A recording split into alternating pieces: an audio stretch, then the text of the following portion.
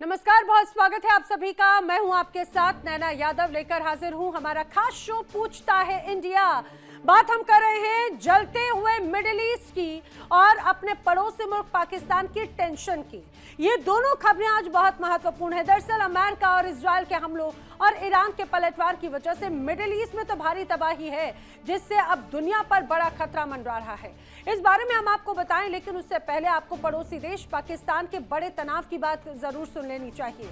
आपको सुनाएंगे पाकिस्तान के राष्ट्रपति आसिफ अली जरदारी का बयान, जो खासतौर से भारत को लेकर उनकी तरफ से दिया गया है। Today, trapped in the strategic short-sightedness, India's leaders said they are preparing for another war. As a lifelong advocate of regional peace, I would not recommend it. दरअसल राष्ट्रपति जरदारी का ये पाकिस्तानी संसद का संयुक्त सत्र को संबोधित करते हुए एक वाकया था, एक वीडियो था, और इस दौरान जमकर पीछे शोर हो रहा था। हालांकि बात अलग है कि वहां की सरकारें लगातार विरोध प्रदर्शन का सामना कर रही हैं। मौजूदा हालात गृह युद्ध जैसे हालात से जूझ रही है। पीटीआई के जो समर्थक थे वो लगातार यहां पर नारेबाजी कर रहे थे। लेकिन आप ये जानिए कि आखिर राष्ट्रपति जरदारी ने पाकिस्तानी संसद के संयुक्त सत्र को क्या कहा संबोधित करते हुए। उन्होंने दरअसल ईरान पर सैन्य कार्रवाई की निंदा की, साथ ही उन्होंने भारत की बात की, भारत से हमलों की आशंका भी जताई है और चिंता भी उनकी तरफ से एक तरह से जाहिर की गई है। अब आप ये समझिए, फिलहाल ये 4 तस्वीरें देखते चलिए, जो एक तरह से जिस पर हम 5 बजे में बात करेंगे अपने इस खास शो में। ईरान में भारी बमबारी, अरब वर्ल्ड में जमकर तबाही, पाक और अफगान में बड़ा अटैक है, पाकिस्तान में जमकर बड़े प्रदर्शन अंदर ही अंदर हो रखे हैं। बार बार ये कहा जा रहा है कि मौजूदा हालात जो है वो चौतरफा विश्व युद्ध के तनाव को बढ़ाता है। अमेरिका इजरायल के ईरान पर हमले, ईरान के पलटवार ने अरब जगत में महायुद्ध शुरू कर दिया, ईरान के परमाणु साइट्स पर हमले किए गए, आईएईए ने रेडिएशन लीक तक की चेतावनी जारी कर दी। अब ईरान ने जबरदस्त पलटवार किया तो अरब में मौजूद अमेरिका के बेस के अलावा दूसरे इलाकों पर भी जबरदस्त मिसाइलों की बारिश की गई। इजरायल पर भी भीषण अटैक किए गए और इन सब के बीच में खबर कि अमेरिका के नेवादा में भूकंप के झटके महसूस किए गए हैं, जिसके बाद ये आशंका जताई जा रही है क्या अमेरिका ने परमाणु टेस्ट कर दिया है इस पूरे तनाव भरे माहौल के बीच में। उधर ईरान में भी ऐसे ही भूकंप के झटके महसूस किए गए, यहां पर भी परमाणु टेस्ट किए जाने की आशंका जताई गई है। इधर देखा जाए तो पाकिस्तान पर अफगानिस्तान के हमले जारी हैं। तालिबान ने एक बार फिर से पाकिस्तान की सैन्य चौकियों को और अहम ठिकानों को जबरदस्त उस पर हमला बोला है और पाकिस्तान के अंदरूनी हालात भी खराब है। कराची, लाहौर में लोगों ने सड़कों पर उतरकर प्रदर्शन किया है। ये साफ है कि पूरा का पूरा मुस्लिम वर्ल्ड इन दिनों तनाव में है और एकमात्र परमाणु शक्ति संपन्न मुस्लिम राष्ट्र पाकिस्तान अब खौफ में है। वो क्यों है और वो ऐसा आखिर उसका अंदेशा क्यों? दरअसल उसका अंदेशा राष्ट्रपति जरदारी के बयान से साफ नजर आया। ऑपरेशन सिंदूर 2.0 का भी जिक्र एक तरह से यहाँ पर इस बीच किया गया और यही वजह है कि बखूबी जानते हैं यहाँ के हुक्मरान हिंदुस्तान की ताकत किस रूप में है और पिछले कुछ वक्त से जो तनाव लगातार नजर आ रहा था, अगर वो एस्केलेट हुआ और हिंदुस्तान ने अगर कोई जवाबी कार्रवाई कर दी तो उसके बाद में हालात और भी ज्यादा चिंताजनक बन जाएंगे पाकिस्तान के लिए। ये पाकिस्तान के राष्ट्रपति जरदारी बखूबी जानते हैं। बड़े सवाल, क्या मिडिल ईस्ट में छिड़े युद्ध का शांतिपूर्ण समाधान निकल सकता है? सवाल ये भी, क्या ईरान में न्यूक्लियर टेस्ट की वजह से ही भूकंप के झटके महसूस किए गए? सवाल ये, क्या भारत से हमलों का डर दिखाकर पाक सरकार अंदरूनी विवादों से जनता का ध्यान हटाना चाहती है? करेंगे चर्चा, खास मेहमानों का पैनल इस दौरान मेरे साथ में कनेक्ट होगा, लेकिन उसके पहले एक बड़ी खबर आपको बता देते हैं। बड़ी खबर, ईरान का गद्दार क्या एक तरह से पकड़ा जा चुका है। खबर तो इसी रूप में सामने आ रही है। दरअसल बताया जा रहा है कुद्स फोर्स का कमांडर इस्माइल कानी, उसे आईआरजीसी ने हिरासत में लिया है। बड़ी जानकारी यह है कि इस्माइल कानी को हिरासत में लिया गया है।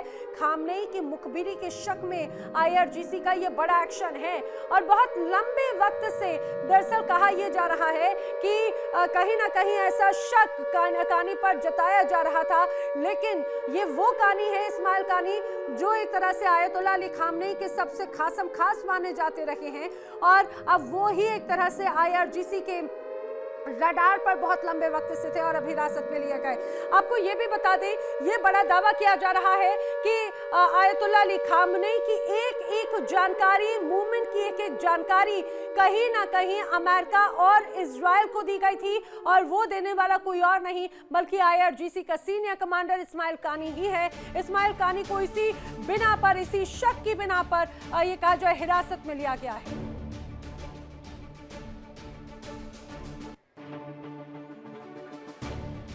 और चलिए आगे बढ़ते हैं। खास मेहमानों का पैनल मेरे साथ में कनेक्ट हो रहा है। रक्षा विशेषज्ञ रिटायर्ड ग्रुप कैप्टन आशीष सहाय जी मेरे साथ में कनेक्ट हो रहे हैं। ईरान मामलों के जानकार असलम रिजवी जी मेरे साथ में कनेक्ट हो रहे हैं। अफगान डेमोक्रेटिक पीपल्स पार्टी के नेता निसार अहमद शेरजोई भी मेरे साथ में कनेक्ट हो रहे हैं। आप सभी का इस चर्चा में बहुत स्वागत है। कुछ और खास मेहमान भी जल्दी मेरे साथ इस चर्चा में शामिल होंगे, लेकिन मैं इस चर्चा की शुरुआत सबसे पहले सहाय सर आपसे करना चाह रही हूँ। मुझे एक बात बताइए, यहाँ पर इस्माइल कानी को हिरासत में ले जाने की खबर सामने आ रही है। कहा जा रहा है यही वो कहा जाए कि सबसे महत्वपूर्ण रोल अदा करने वाला व्यक्ति है, जिसने सीधे सीधे पूरी इंफॉर्मेशन थी खामनेई की, वो एक तरह से लीक की, और ईरान में जो आज हालात है वो उसी वजह से है। टू लिटिल टू लेट नैना। अब कामनी को पकड़कर उसको हैंग करके उसका पब्लिक एग्जीक्यूशन करके ये सिर्फ एक बाकी लाइकली गद्दारों को डराने की कोशिश करेंगे, क्योंकि खमैनी अब नहीं है, उनकी फैमिली अब नहीं है, उनके IRGC का टॉप खत्म हो चुका है।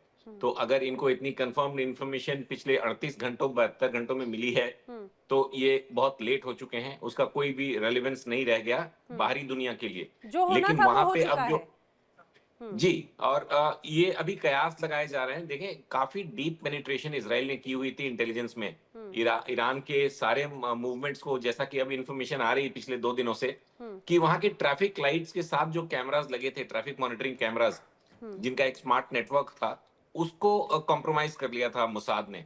तो इसलिए उनको ये जितनी मूवमेंट होती थी इस पूरे इलाके में जहां पे खमैनी रहते थे और उनसे कमांडर्स IRGC के मिलते थे, उनके मिनिस्टर्स आते जाते थे, उस पूरे इलाके के सारे ट्रैफिक कैमरास का नेटवर्क, उनका स्मार्ट नेटवर्क कॉम्प्रोमाइज कर लिया गया था मोसाद के द्वारा। इसीलिए उनको पल पल की जानकारी उनके मूवमेंट से रिलेटेड मिलती रहती थी। और जैसा कि हमने पहले डिस्कस किया था, इस हैकिंग के अलावा उनके पास सैटेलाइट इमेजेस लाइव होती थी कि अब वो कहाँ मूव कर रहे हैं। और इसके तीसरे नंबर पे उन्होंने शायद कुछ सैटेलाइट फोन्स का भी यूज किया था to narrate the exact location and timing कि इस समय खमैनी की मीटिंग शुरू हो चुकी है। इसीलिए ये सुनने में भी आ रहा है कि ये जो 28 तारीख का हमला था वो पहले थोड़ा लेट से प्लान था, बट जैसे ही ये कंफर्मेशन आई कि अभी वो सारे इकट्ठा हो गए हैं तो इसको एडवांस हिट किया उन्होंने, बिफोर टाइम हिट किया और इतना प्रिसाइज हिट किया। तो इसके में डेफिनेटली इनके अंदर के इन्फॉर्मर्स रहे होंगे जो मोसाद के लिए या CIA के लिए काम कर रहे होंगे। इतना पिन पॉइंट करके किसी एक आदमी को उठाना, क्योंकि उसके पीछे किस तरह की सर्वेलेंस माउंट की हुई थी IRGC ने, ये नहीं पता। ये IRGC के कई सीनियर कमांडर्स के काफी करीबी माने जाते थे। तो इसका मतलब कि कहीं ना कहीं अब IRGC में भी एक स्प्लिट का चांस बढ़ रहा है, जिसकी अमेरिका और इजराइल 2-3 दिन से वेट कर रहे थे कि इंटरनल अपराइजिंग ना हो। लेकिन IRGC का टॉप लीडरशिप के बाद उनका एक वर्टिकल स्प्लिट अगर करा पाए तो इस हिरासत में लिए जाने के एक्शन के बाद हम कुछ एक्शन इधर भी देख सकते हैं कि IRGC में इंटरनल कोई स्प्लिट हो रहा है। जी रहना, इसमें कोई शक नहीं सर। देखिए, और खासतौर से अगर ब्रह्मास्त्र कहा जाता था एक तरह से इस्माइल कानी को, ये कहा जाए आयतुल्लाह अली खामनेई का राइट हैंड कहा जाता था, यानी कि वो आंख बंद करके भरोसा करते थे। तो मैं चाहूंगी एक बार रिजवी साहब ये कहा जाए, क्या यही एक बड़ा विश्वासघात था ईरान में, जिस रूप में आज बड़ी तस्वीर नजर आई? क्या कानी वाकई में कॉम्प्रोमाइज हो गए, या ये भी इजराइल और अमेरिका का ही एक तरह से पटकथा यहाँ पर नजर आती है? क्योंकि जो ऐसे हालात हैं, इतनी बड़ा तगड़ा सुरक्षा घेरा और इतनी तमाम ये कहा जाए इंटेलिजेंस होने के बावजूद बिल्कुल सटीक इंफॉर्मेशन होना और बिल्कुल सटीक पॉइंट्स पर हमला होना। मैडम और आपके पैनल में जो लोग मौजूद हैं उनको भी मैं सलाम करता हूं। देखिए, इस्माइल कानी जो है वो शहीद कासिम सुलेमानी की जगह पर आए थे, जो कुछ फोर्स की वो बहुत इम्पोर्टेंट और सबसे अहम जिसे कहा जाए कि फौजी ऑफिसर थे। इनके बारे में 3-4 बार ये खबरें आईं, और जब हसन नसरुल्लाह को शहीद किया गया तो उस वक्त भी इनका नाम आया था कि इन्होंने इजराइल को और मोसाद को बताया था उनकी जगह को। अभी तक कंफर्म नहीं है, ये एक अफवाह है जो गश्त कर रही है, लेकिन ईरान ने अभी तक इस बात को माना नहीं है। जब तक ये अफवाह है, इसे लेकिन अफवाह रिजवी रहने जी दीजिए। बार बार इस्माइल कानी का ही नाम क्यों? जैसे आपने कहा कि पहले भी ऐसी एलिमिनेशन के वक्त में उनके ऊपर आरोप लगे, साजिश उनकी बिल्कुल। तरफ होने का, शामिल होने का आरोप लगा। ये दुश्मन की, ईरान के दुश्मन की एक टैक्टिक होती है, हिकमत अमली होती है कि वो इस तरह से वहाँ के जो IRGC के जो कमांडर हैं उनके मोराल को डाउन करें। और ये पहले मैंने आपसे कहा ना कि 3-4 बार ऐसा हुआ है, और उसके बाद इनको एक मेडल भी दिया गया था जब इनके बारे में ये खबर आई थी, और खुद ईरान के रहबर आयतुल्ला खामनाई के हाथों से उनके गले में वो मेडल पहनाया गया था। तो कहने का मकसद ये है कि ये खबर है जो गश्त कर रही है, लेकिन अभी तक ईरान की तरफ से जब तक कोई ये खबर की तस्दीक नहीं हो जाती है, ईरान वेरीफाई नहीं करता है, इस पर हमको बात करने की कोई आवश्यकता और जरूरत मैं समझता हूं कि नहीं है। थोड़ा इंतजार कर लीजिए, अभी पिक्चर क्लियर हो जाएगी। हाँ ठीक है, क्योंकि कॉम्प्रोमाइज होने के अगर बड़े आरोप है तो ये अपने दर्शकों को भी मैं बताती चलूं कि लगातार इस्माइल कानी दरअसल वो कुड्स फोर्स की कमान संभालते रहे हैं, बड़ी भूमिका निभाते रहे हैं, लेकिन इसके पहले जानकारी ये सामने आई थी कि अमेरिका ने 2025 के जून में जो हमले हुए उसमें ये बड़ा दावा किया था और ऐसी खबरें फैलाई थी कि एक तरह से कानी अब नहीं रहे।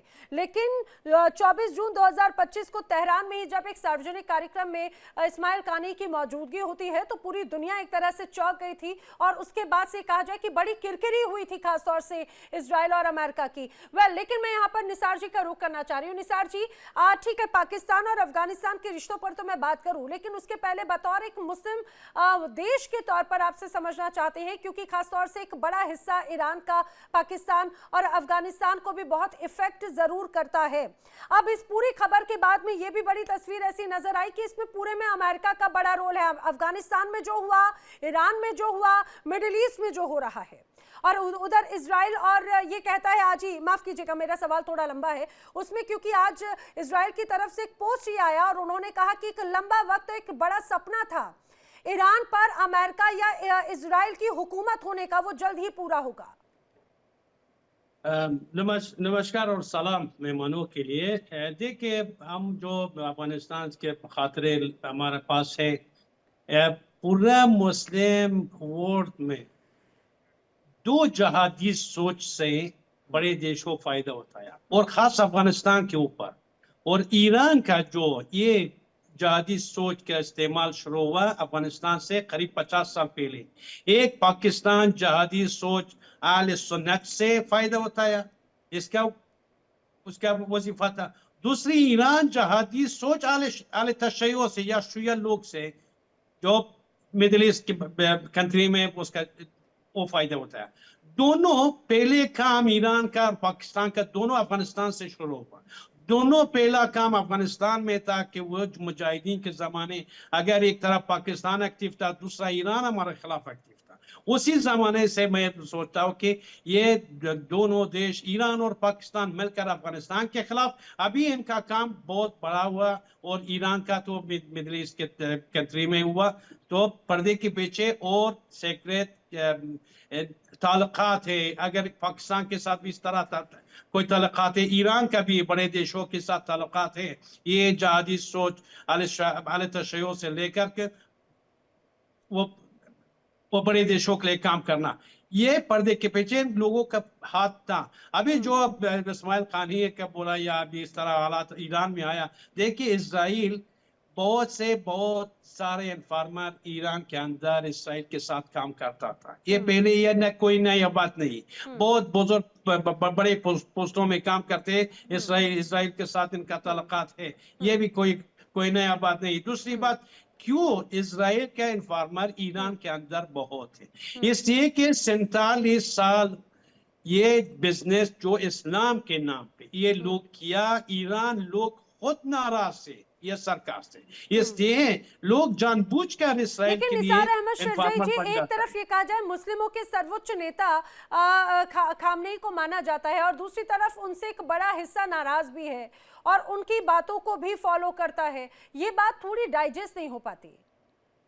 देखिए वो ये लोग जो जो जो आदि सोच के पीछे ये उसको एक नेता मानता था, और हम लोग आम मुसलमानों ईरान सदर को एक बड़े या एक नेता नहीं मानता है।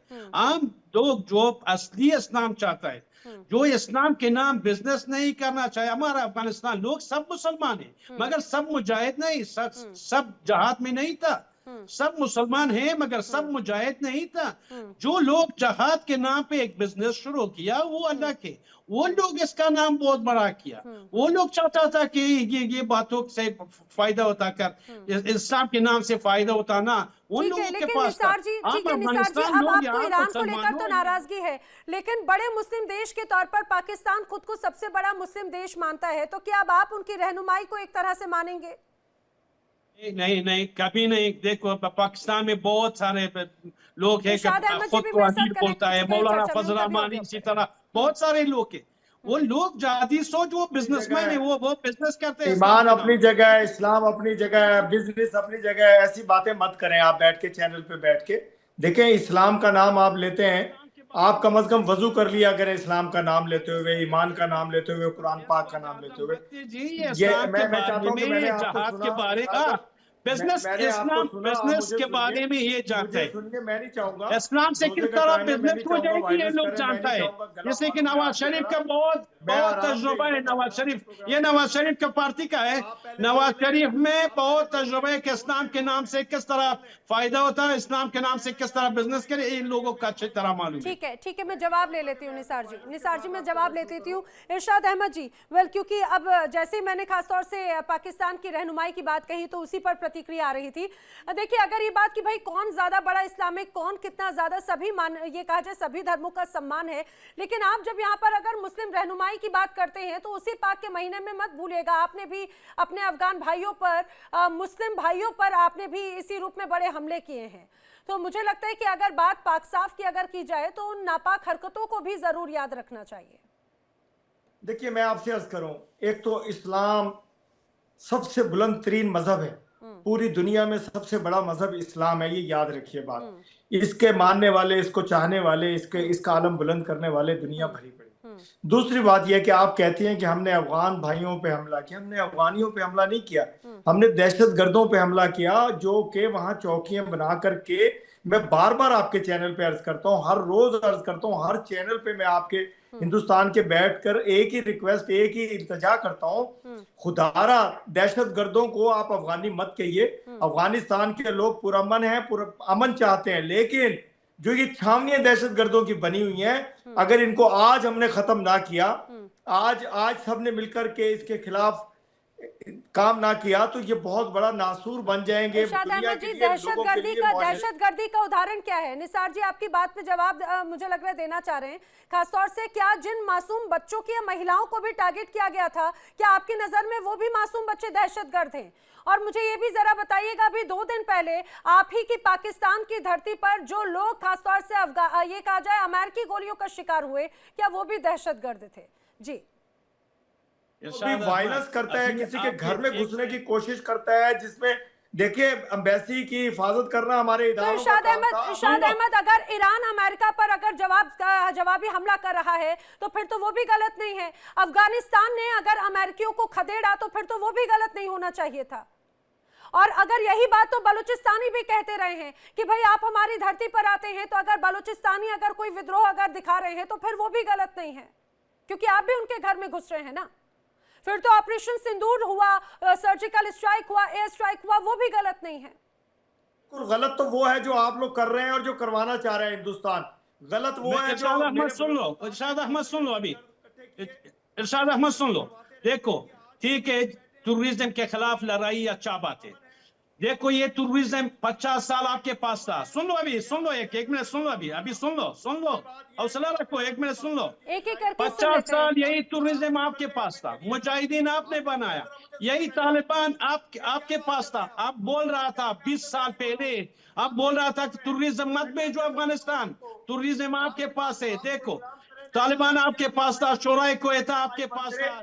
इस वक्त अफ्तारी का टाइम होता है, हम लोग चीख चिल्लाट करने नहीं आए आपके साथ, हम प्रोग्राम करने आए हैं, हम आपको जवाब दे रहे हैं। आर्गुमेंट कीजिए, ये हमारी लड़ाइयां मत करवाएं। कभी किसी अफगानी को बिठा देती हैं आप, कभी किसी बलूचिस्तान से किसी को अमेरिका से लेकर बलूची बना के इरशाद अहमद जी, आप जमीन पर वहां पे लड़ाई लड़वा देते हैं, खून बहा देते हैं। यहाँ पर अगर चर्चा अगर हो रही है तो आप उसे लड़ाई लड़वाने की बात कह रहे हैं, और अगर वो सवाल पूछ रहे हैं तो उसको उसी रूप में जवाब दीजिए ना। यहाँ पर रिजवी साहब कुछ कह रहे हैं, फिर निसार जी भी कुछ कह रहे हैं। जी रिजवी साहब।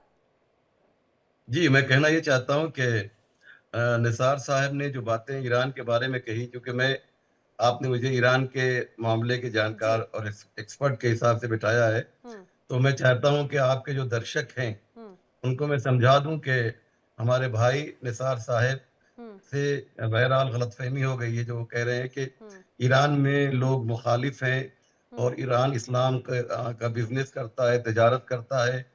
ये सारी बातें बिल्कुल बेबुनियाद और गलत हैं। और मैं जो बात कहना चाहता हूँ वो ये कि ईरान में 85% लोग ईरान की जो मौजूदा हुकूमत है, जो करेंट हुकूमत है, उससे मोहब्बत करते हैं, प्यार करते हैं। मैं ईरान में रहता हूँ, मैं जानता हूँ। ये निसार साहब का जो अंदाज है, शायद निसार साहब की कर रहा था वो क्या था? नहीं है, उनके जो अल्फाज हैं उस पर मुझे घोर आपत्ति है और बिल्कुल उन्होंने इस्लाम की तौहीन की है। आप ईरान का और पाकिस्तान को आपको जो बोलना हो बोलिए, ईरान को जो बोलना चाहते हैं आप बोलिए, मुझे क्या लेना देना ईरान और पाकिस्तान से। लेकिन ये अल्फाज जो आप इस्तेमाल कर रहे हैं कि ये जो है ईरान बिजनेस करता है और पाकिस्तान बिजनेस करता है, पाकिस्तान यकीनन बिजनेस करता है। पाकिस्तान को हम कब मानते हैं? सबसे ज्यादा पाकिस्तान में जो लोग परेशान है वो हमारे शिया भाई परेशान है। आप देखिए अभी इस्लामाबाद की मस्जिद में क्या हुआ, किस तरीके से हमारे ऊपर जुल्म किया गया है। ये बात जो है हम लोग ये कोई मुसलमान कर सकते हैं ये काम? कि हम पाकिस्तान की, हमने कभी भी पाकिस्तान की हिमायत नहीं की है और हम ईरान की भी हिमायत नहीं कर रहे हैं। लेकिन निसार भाई, आपका अंदाज बिल्कुल गलत है। करबलाई साहब 1 मिनट सुन लो प्लीज, 1 मिनट प्लीज सुन लो, 1 मिनट प्लीज सुन लो। देखो हमारा 50 साल आध ग्रुप मुजाहिदीन कान बनाया, शिया लोग से ईरान बनाया ना। मैं अफगानी हूँ। पहले काम जो शुरू किया इस्लाम के नाम बिजनेस में ईरान के खिलाफ बात कर रहे हो। आपको हम सुनते रहे बैठ के। नैना चाहती ये है कि मुसलमानों को आपस में लड़वाएं। हिंदुस्तान का ये प्रोपेगेंडा, जी गलत बात मत कीजिएगा, गलत बात बिल्कुल मत कीजिएगा। आपका ये प्रोपेगेंडा यहाँ पर नहीं चलेगा, प्लीज। आप ये गलत बात बिल्कुल मत कहिएगा। आप अगर यहाँ पर बैठे हैं, आप कुछ भी बोलते रहेंगे। मेरे देश की खूबसूरती है यहाँ पर, सुनिए गंगा जमनी तहजीब को। आप अपने देश में अपने ही मुस्लिम भाइयों पर जिस तरह से बंदूकें उठवा देते हैं वो आपके देश में होता है। मेरा देश बहुत अमन पसंद है।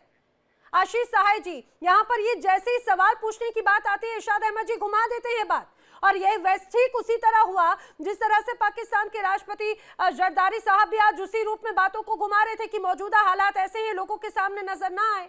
वो अब शांति की बात करते हुए नजर आ रहे हैं। ऑपरेशन सिंधु 2.0 का एक तरह से उनको खौफ नजर आ रहा है। वही बात घुमाने की कोशिश करें। इरशाद जी रुकिए जरा, ये बरगलाना होगा, पाकिस्तान में बरगलाइएगा। आशीष साहे जी।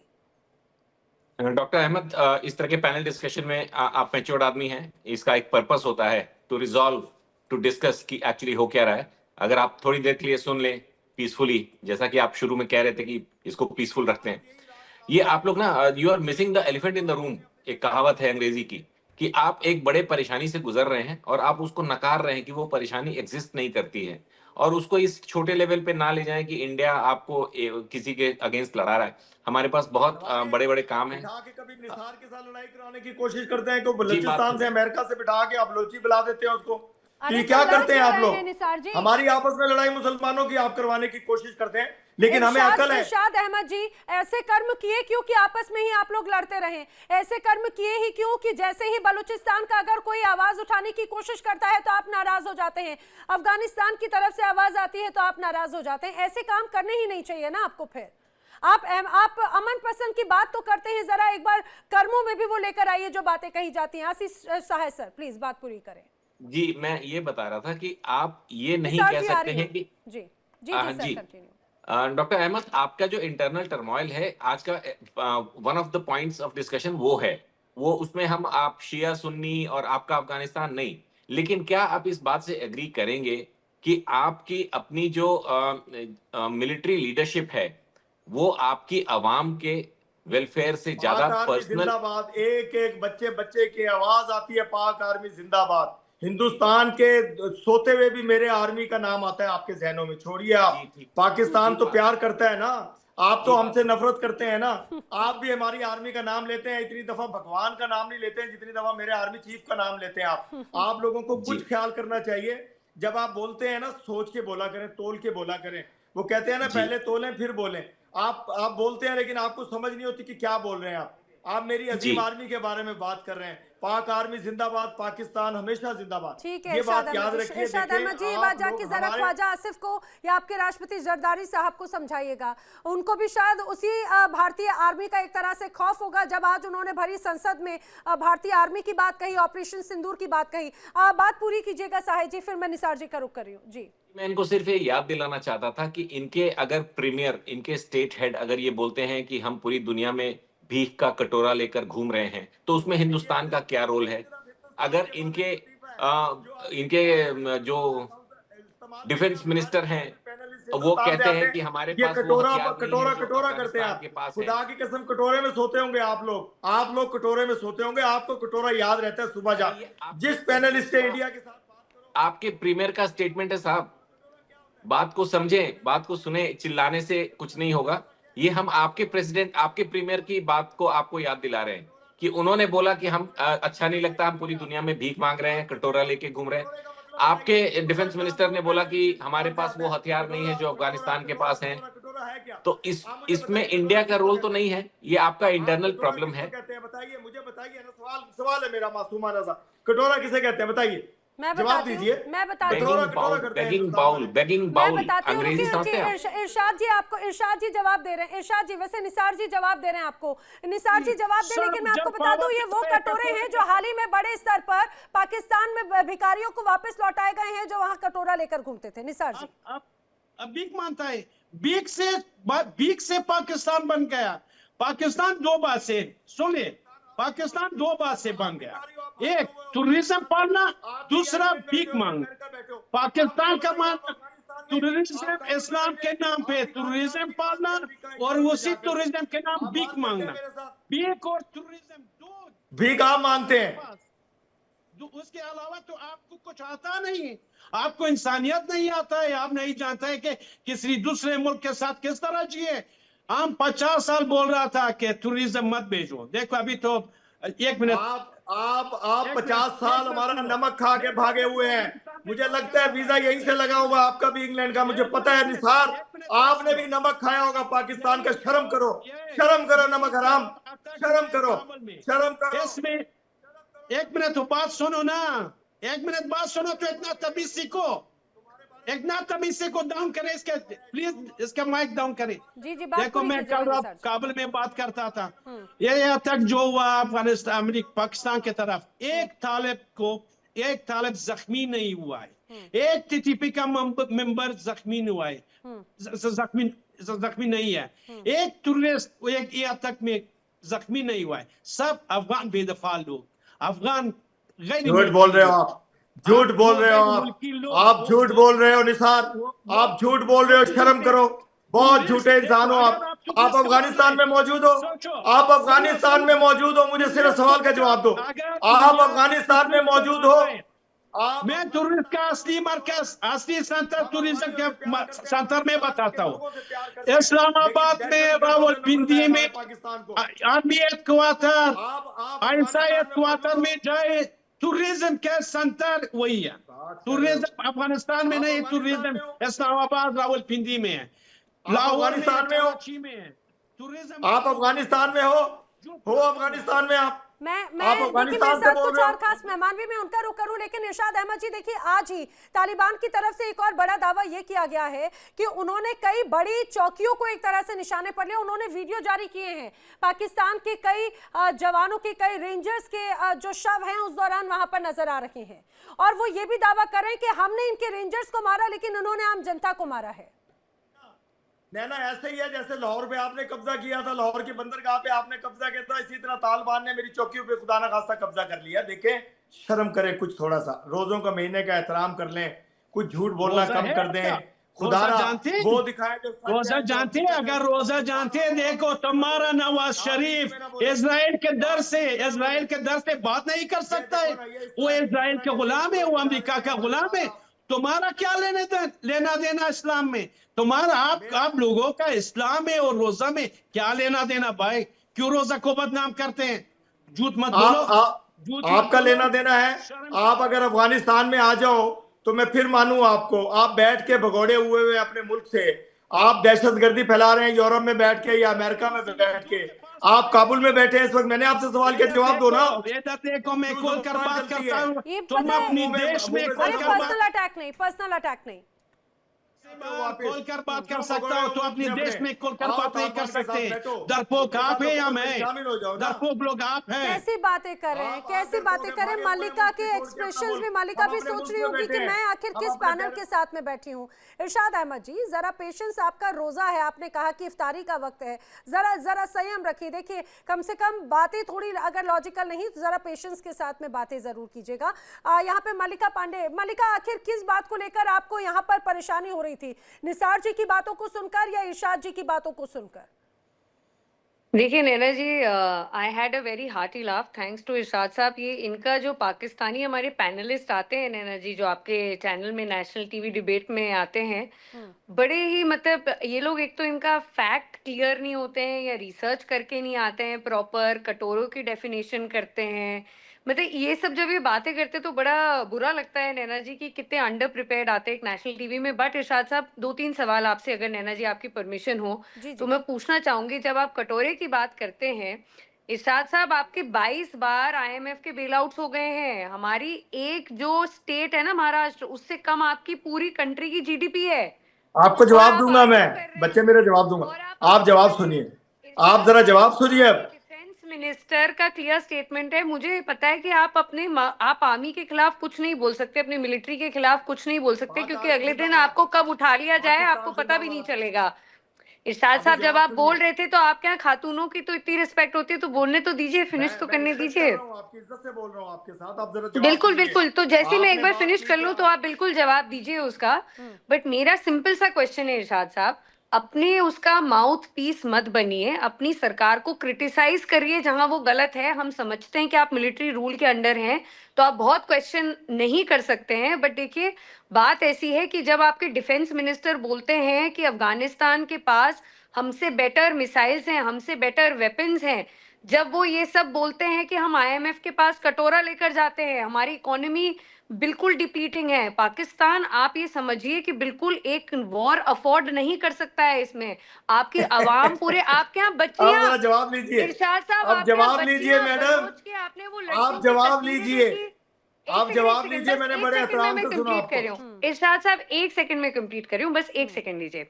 आपके यहाँ जो बलोची लड़कियां हैं उनका क्या आपने वीडियो देखा? जो अपने हथियार, जब उनकी स्कूल में जाने की उम्र थी, जब उनके पढ़ने लिखने की उम्र थी, वो आप ही के अगेंस्ट आर्म्स और अम्यूनिशंस उठा रही हैं, और आपकी आर्मी उनको अटैक में मार रही है। ये बलोची लोग हैं आपके यहाँ के, जिसको आप बिल्कुल, मतलब जिसको आप ट्रीट कैसे करते हैं, जिनकी 7 जी एक बार जवाब ले लेते हैं। लेकिन मैं ये भी बताती चलूं, बलोच पत्रकार अमर मस्ती खान जी भी मेरे साथ में चर्चा में शामिल हो चुके हैं। आपका भी बहुत स्वागत है। इरशाद जी, जवाब दीजिएगा। अभी बात यह है कि आपने कहा कि हम जंग नहीं लड़ सकते। हमने सिंदूर लगा के बताया कि हम कितनी बड़ी जंग लड़ सकते हैं, कितने बड़े दुश्मन को 24 घंटे बर्दाश्त नहीं कर सका। हमारी फौज को, मेरे शाहीनों को, एयरफोर्स को, मेरी आर्मी रेंजर्स और पुलिस को बर्दाश्त नहीं कर इरशाद सके। अहमद जी, पैरों पे शायद आके उसी बैठ गया। सिंदूर का खौफ जो है वो राष्ट्रपति जरदारी के जुबान पर भी नजर आया। भरी संसद में उन्होंने कहा बातचीत करना जरूरी है, वरना भारत एक बार फिर से ऑपरेशन सिंदूर को अंजाम दे देगा। और भैया फिर अब हमारा क्या होगा? अगर इस बार भारत ने एक बार फिर से ऑपरेशन सिंदूर अगर अंजाम दिया तो नक्शे से गायब हो जाएगा पाकिस्तान। अभी तो पार्टी शुरू हुई है, अभी क्यों रोने लग गई हैं आप? देखिए, इन्होंने ये सवाल किया था जंग नहीं लड़ सकते, मैंने कहा हमने सिंदूर लगा के बताया कि कितना बेहतरीन तरीके से आप भी नहीं लगा सकते जैसे हमने लगाया आपको।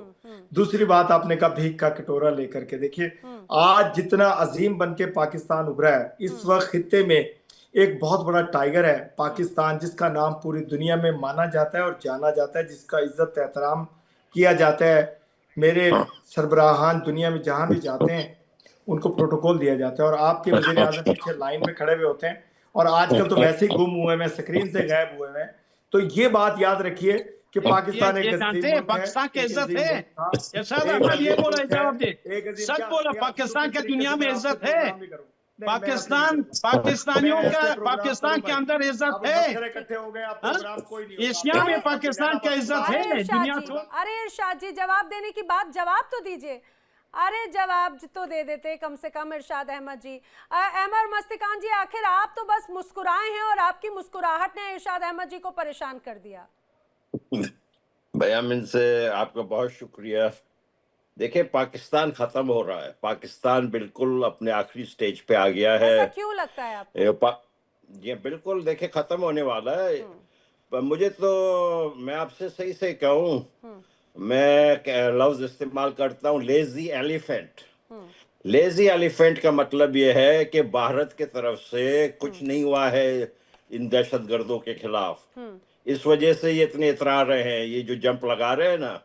देखें, भारत बहुत जबरदस्त कुव्वत है, बहुत बड़ी जमहूरियत है दुनिया की। उसके इन्होंने 75,000 स्क्वायर किलोमीटर पे कब्जा किया हुआ है। मैं इंडिया के लीडरशिप से पूछना चाहता हूँ, ये आप क्यों इनको दिए हुए हैं अपनी जमीन? आपके पंडितों को इन्होंने अपने घर से बेघर किया हुआ है। ये कहाँ की शराफत है? अगर आप ये नहीं करते, ना करें, बेशक आपकी मर्जी है। हमें अच्छे हथियार दे दे, हम खुद इनको रावलपिंडी में जाके इनको सबक सिखाएंगे। हमारे लोग बलोच, हमारे अफगान आज तंग आ गए हैं इनके बदमाशियों से। ये अमेरिका के कहने पे इन्होंने आग लगाई हुई है। मुझे आप बताएं, ये शहबाज शरीफ गए थे सितंबर के महीने में सऊदी अरेबिया। अब वॉशिंगटन पोस्ट में हर जगह आ गया है कि जो सऊदी क्राउन प्रिंस थे, उन्होंने ही कहा कि ईरान के ऊपर अटैक करें। डोनाल्ड ट्रंप को हर रोज फोन कर रहे थे कि ईरान के ऊपर अटैक करे, और ये सऊदी अरेबिया से रियाल के भीख मांग रहे थे। ये बेकारी हैं पाकिस्तानी, ये अमेरिका के एजेंट हैं। ये जो शरीफ, मैं आपसे यकीन से कहता हूं, इनके दिन बहुत कम रह गए। आसिम मुनीर के, शरीफ के, जरदारी के, पाकिस्तान के लोग बहुत नाराज हैं कि इन्होंने क्यों इनको शहीद किया है, अली खामिनाई को। अली खामिनाई के शहादत में शरीफ, जरदारी, आसिम मुनीर मुलव्विस हैं, इसमें कोई शक नहीं है। आप देख रहे हैं, आज इन्होंने लाहौर के जो कॉन्सुलेट है उसको आग लगा दिया, लाहौर में। तो ये मरियम नवाज शरीफ जो है, जिन्होंने आसिम मुनीर को 5 सितारों वाली कमीज दे के फील्ड मार्शल बना दिया, वो अब कमीज फटने वाली है। ये ज्यादा दिन नहीं चल रहा है मुल्क, ये खत्म होने वाला है। बहुत शुक्रिया। ठीक है। यहाँ पर लेकिन मालिका भी कुछ कह रही थी। मालिका, हालांकि उस बीच इरशाद अहमद नाराज होकर चले गए, क्योंकि मुझे लगा कि वो अपनी ही बातों में वो समझ गए थे कि उन्होंने जो कहा वो अब उससे पूरी तरह से घिर चुके हैं और उसको जस्टिफाई कैसे करेंगे। नैना जी, पाकिस्तान की चाहे आर्मी हो चाहे रिपोर्टर्स हो, हम देखें तो उनको मैदान जैसी उनको लगता है कि वो हार रहे हैं तो वो मैदान छोड़ के भाग जाते हैं इंस्टेड ऑफ फेसिंग। बट हमारा काम है इनकी गलतियां सुधारना। तो बात ऐसी है नैना जी, मैं ये बोल रही थी कि उनका जो एक कमेंट था जब उन्होंने बोला कि हमने ऑपरेशन सिंदूर किया है। देखिए, ट्रम्प का जो भी हाल ही में बयान आया है जिसमें वो साफ साफ अपनी स्पीच में ये बोलते हैं, ओपनली बोलते हैं इनफैक्ट, जहां वो मेंशन करते हैं कि मैंने 8 वॉर रुकवाई है, उसमें से 1 इंडिया और पाकिस्तान की है, पाकिस्तान के जो पीएम है उनकी जान मैंने बचाई है। उनका मुझे भीख मांग कर कॉल आया था, तब मैंने वो युद्ध रुकवाया, नहीं तो आज के टाइम पर पीएम होते ही नहीं, नवाज शरीफ होते ही नहीं, पाकिस्तान कंट्री ही नहीं होता। तो नैना जी ये बहुत बड़ी क्लेम्स है और ये सब तथ्य पर आधारित है। एंड आई रियली होप जो हमारे पाकिस्तान से पैनलिस्ट जुड़ते हैं वो थोड़ा फैक्ट चेक करके और रिसर्च करके जुड़े, तो उनको करेक्ट करना हमारी बट मजबूरी है। इसमें कोई शक नहीं, इसमें कोई शक नहीं।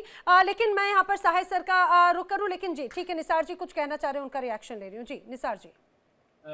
देखिए नैना जी, ये पाकिस्तानी लोग, कल रात मुझे कोई फोन किया, बोला ये पाकिस्तानी जो आता है बात करते हैं, ये सब ऐसा कहने पर आता है। जो ऐसा इन लोगों को बोलता है, ये अपने दिल से या अपनी दिमाग से या सोच से, जो पाकिस्तान के अंदर बहुत लोग प्रॉब्लम में, वो बात नहीं कर सकता है, ये लोग डरते हैं। ये दूसरी बात, पाकिस्तान इसलिए खत्म है, जो पहले हमारा बलूच पत्रकार में बोला, पाकिस्तान अभी, मैं मंजूर पश्तून का बातें सुन लीजिए, खैबर पख्तूनख्वा में पश्तूनों सब पाकिस्तान या पंजाब के खिलाफ है, आसिम मुनीर और फौज आईएसआई के खिलाफ है। सिंध में भी इसी तरह सिंधी लोग सब पंजाब के खिलाफ है, बलूच लोग पंजाब के खिलाफ है। रह गया पंजाब, पंजाब भी ज्यादा से ज्यादा पंजाब इमरान खान के साथ प्यार करता है, और ज्यादा से ज्यादा पंजाब इन लोगों के छुरी चकरी जो किया है इनसे बेजार है। इसी पंजाब ही आधा रह गया, पाकिस्तान के पास कुछ नहीं बचा, पाकिस्तान खत्म होने वाला है। इसलिए ये लोग अभी इस तरह लोग जो आता है बात करता है, ये लड़ाई के सिवा कुछ इन लोगों को नहीं आता है। आप जानती है, जब अफगानिस्तान और तालिबान और ये पाकिस्तान की लड़ाई शुरू हुआ है, हर रात करीब 3-4 फोन आता है या मैसेज आता है आईएसआई की तरफ से, मुझे धमकी देता है कि तुम इंडिया के बैठकर हमारा बुराई कर रहे हैं। दिन में 3-4 मैसेज आता है आईएसआई की तरफ से, ये लोगों की तरफ से। ये आपका जज्बा है जिसको मैं सलाम भी करती हूँ, जिस रूप से आप बेबाकी से अपनी बात को यहाँ पर रखते हैं, लेकिन सुरक्षित रहना भी कई बार बहुत जरूरी है। अपना ध्यान भी रखिए, ये भी बहुत इंपॉर्टेंट है, ठीक है, क्योंकि वहां पर आईएसआई का जरूर दबाव है। लेकिन मैं यहाँ पर आशीष साहिद जी एक बात जरूर यहाँ पर समझाने की कोशिश कीजिएगा। पिछले कुछ वक्त से खासतौर से अमेरिका के लिहाज से एक बड़ा नैरेटिव है, अफगानिस्तान में एक बड़ा बदलाव, अमेरिका की बड़ी भूमिका, और ये भी कहा जा रहा है अभी मिडिल ईस्ट जिस तरह से धधक रहा है, अमेरिका की बड़ी भूमिका। दूसरी तरफ रूस यूक्रेन का जो बड़ा हिस्सा है, अमेरिका की बड़ी भूमिका। एक बड़ा विद्रोह, एक बड़ी नाराजगी एक तरह से और बढ़ती हुई नजर आती है। क्या एक ये बड़ी वजह बन सकती है कि आने वाले वक्त में पाकिस्तान के कई प्रांतों में और विद्रोह बढ़ जाए, क्योंकि पिछले कुछ वक्त से पाकिस्तान और अमेरिका बहुत ज्यादा और क्लोज आ रहे हैं? अमेरिका पाकिस्तान को ईरान का रिप्लेसमेंट के तौर पे यूज कर रहा है, क्योंकि उसे पता है कि इस्लामिक वर्ल्ड की यूनिटी में कहीं ना कहीं after Iran Pakistan role play करता रहा है। कुछ वर्षों पहले, दशकों पहले, एक इस्लामिक बम का इन्होंने शुरू किया था, सऊदीया और यूएई के साथ मिलके टेक्नोलॉजी और पैसे मांगते थे कि हम इस्लामिक बम मतलब जितने इस्लामिक नेशंस हैं वर्ल्ड में, उनके ऊपर अगर कोई अटैक होगा तो उसको पाकिस्तान इसको यूज करेगा। उसी वक्त इनको वो गिफ्ट में या भीख में अमेरिका से F-16 मिल रहे थे to be used against Afghanistan. तो ये तो अमेरिका का जो एक अप्रोच है टुवर्ड्स पाकिस्तान, वो सिर्फ इनको यूज करना चाहते हैं, और उसके लिए ट्रंप जैसा बिजनेसमैन किसी भी लेवल पे चला जाता है, which is again very unfortunate. एक गलत सिग्नल, जब उन्हें लगता है कि हमने फील्ड मार्शल के साथ मीटिंग करके अपनी पोजीशन को डाइल्यूट कर दिया, तो वो पब्लिक डोमेन में सबके सामने इनके प्राइम मिनिस्टर को बोलता है आप खड़े हो जाएं, और खड़े होकर उसके बाद बोलता है आप बैठ जाएं। तो वो बैलेंसिंग एक्ट करता रहता है। बेसिकली उनको 2-3 जगहों पे इनकी जरूरत पड़ेगी। एक, इस्लामिक अलाइनमेंट अगर कहीं होता है तो ये अमेरिका की तरफ से आए, इतना अपने डेट में डुबा दो कि ये हमारे बिना जिंदा ना रह पाए। एक उनका वो अप्रोच होता है। दूसरा, हमेशा से उनको वो बॉर्डर की जरूरत पड़ेगी जो पाकिस्तान ईरान का बॉर्डर है, आज नहीं कुछ समय के बाद वो जरूरत पड़ेगी। तो वो अपना यहाँ पे एक कंट्रोल, अपना होल्ड पाकिस्तान में रखना चाहते हैं। अब पाकिस्तान के इंटरनल टर्मोइल, ये आपके जो एक और पैनलिस्ट हैं बहुत सही बात कह रहे हैं। हालांकि एक बड़ा फनी मोमेंट था वो जब कह रहे थे कि 50 साल से तुम टूरिस्ट को बसाए हुए हो, और डायलेक्ट का इशू था, वो टेररिस्ट बोलना चाह रहे थे, और आपके पाकिस्तानी पैनल मेंबर उसको टूरिस्ट समझ कर नाराज हो रहे थे। तो इन एनी केस इनका जो इंटरनल टर्मोइल है वो एक फैक्ट है कि इनकी गलत गवर्नेंस से और मिलिट्री के करप्शन से इनके एक प्रोविंसेस अब इनसे दूर होते जा रहे हैं। Pakistan is not Karachi, Lahore, Rawalpindi, Islamabad only. Pakistan का बहुत बड़ा प्रोविंस है आपका बलूचिस्तान।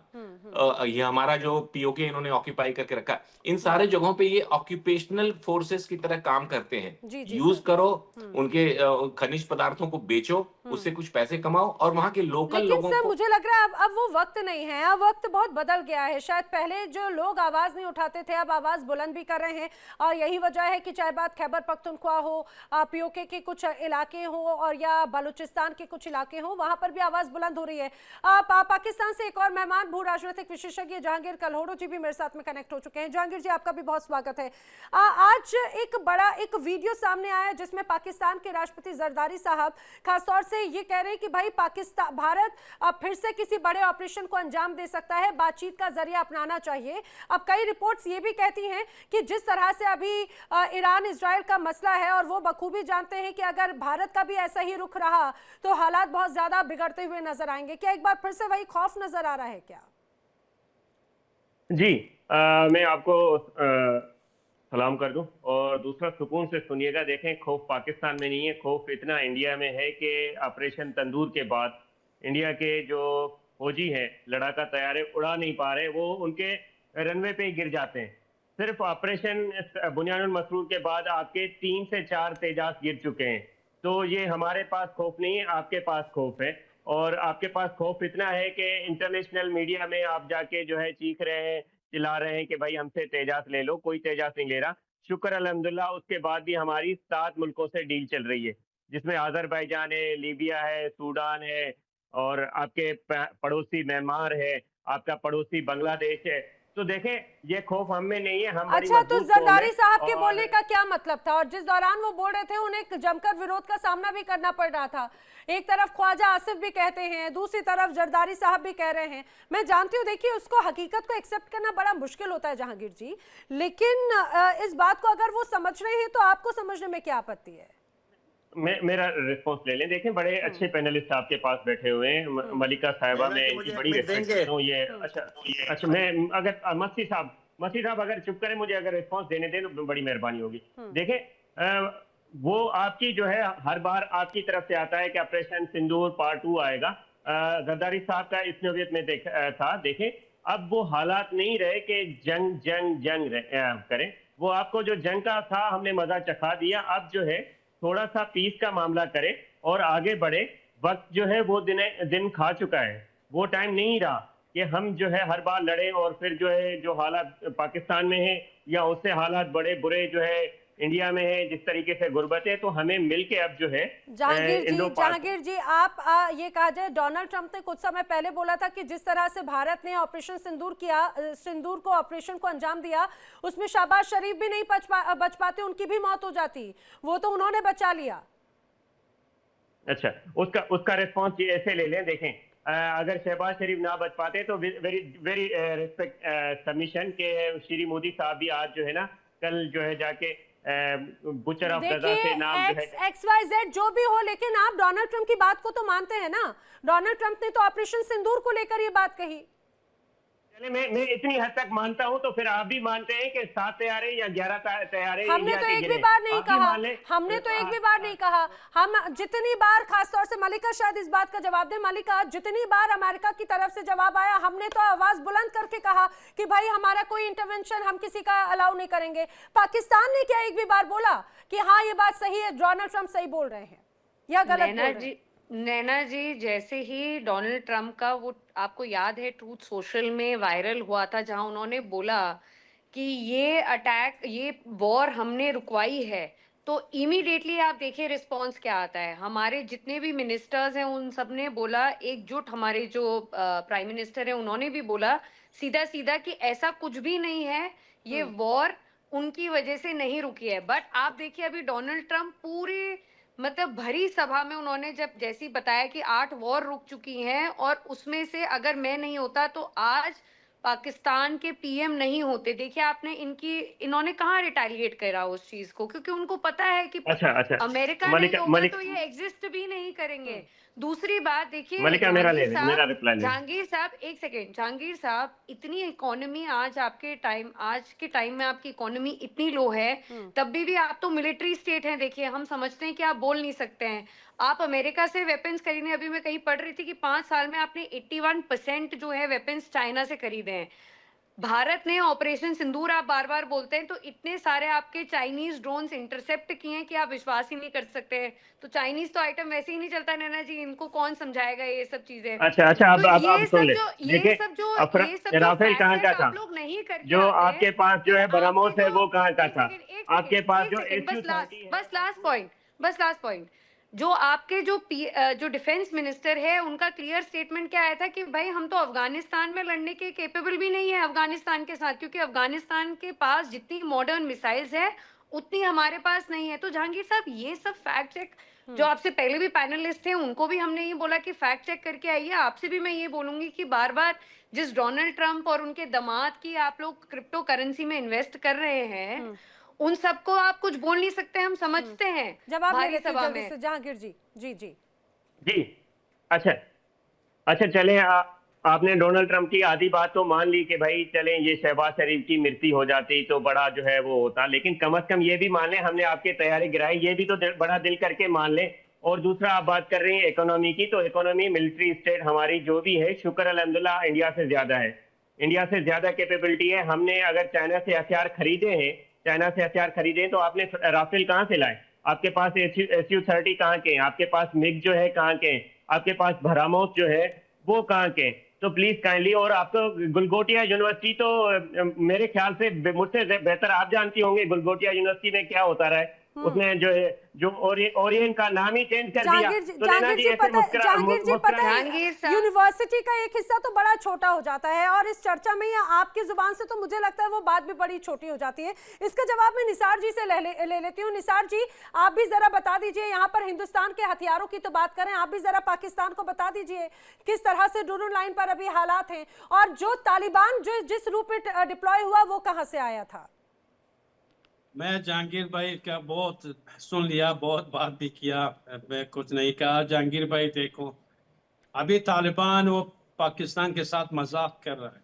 तालिबान के पास बहुत सारे हथियार, अमेरिका जो छोड़ दिया, बहुत सारे हथियार, और मुझे पता है, देखो आपका आर्मी ऑफिसर 10 महीने से, सुनो मैं सुन लिया, बात नहीं किया, तमीज से बात करते हैं। 10 महीने से आपको फौज को तनख्वाह नहीं मिला है, कोई अपनी बच्चों के संभालने के लिए घर के राशन भी नहीं है आपके ऑफिसर लोग, आदमी के पास 10 महीने एक आदमी तनख्वाह नहीं लिया है। आपका ऑफिसर लोग सब आर्मी स्टाफ यही है, 10 महीने तनख्वाह नहीं लिया है। दूसरी बात, आपका जो पाकिस्तान के अंदर कितना प्रॉब्लम है, देखो अफगानी का आ गया, और एक रुपया अफगानी का है, और एक रुपया कलदार का है। ये सब देखो आसमान और जमीन। पाकिस्तान के साथ अभी तालिबान मजाक कर रहे हैं। तालिबान कमजोर है। तालिबान के जो हथियार आपके पास है वो बड़े हथियार जो आपके इख्तियार में नहीं, वो तालिबान के पास नहीं, मगर उससे सुन लीजिएगा, अब सुन ले। देखो, एक तालिबान अभी आपके साथ मजाक करे, अगर इंडिया आपके साथ फिर ऑपरेशन सिंदूर पर दुश्मन हो गया, उस टाइम अपने आप को संभाल लीजिए। देखिए, मुझे लग रहा है कि हालांकि अभी खासतौर से जो हालात हैं, और इसी बात की चिंता तो खुद पाकिस्तान के राष्ट्रपति की तरफ से एक तरह से जाहिर की गई, क्योंकि वो बखूबी जानते हैं। आप देखिए, शहबाज शरीफ या आसिम मुनीर तो नहीं कह पाएंगे, इसीलिए शायद राष्ट्रपति जरदारी ने ये बात उस मंच से कही कि पूरी दुनिया के सामने ये जाए, और वो इसी रूप में एक तरह से अंदेशा दे रहे थे कि भाई एक और हम ऑपरेशन सिंदूर को झेल नहीं पाएंगे। अगर ऐसा हुआ तो जो ईरान का हाल हुआ, कहीं वो हमारे साथ में ना हो जाए। वक्त इतना ही था। आप सभी मेरे साथ इस चर्चा में शामिल हुए, आप सभी का बहुत बहुत धन्यवाद। यहाँ पर रुक रहे एक बहुत छोटे से ब्रेक के लिए। इंडिया डेली अब आपके स्मार्ट टीवी पर भी मौजूद है। इंडिया डेली अब आप लाइव देख सकते हैं सभी प्लेटफॉर्म्स पर।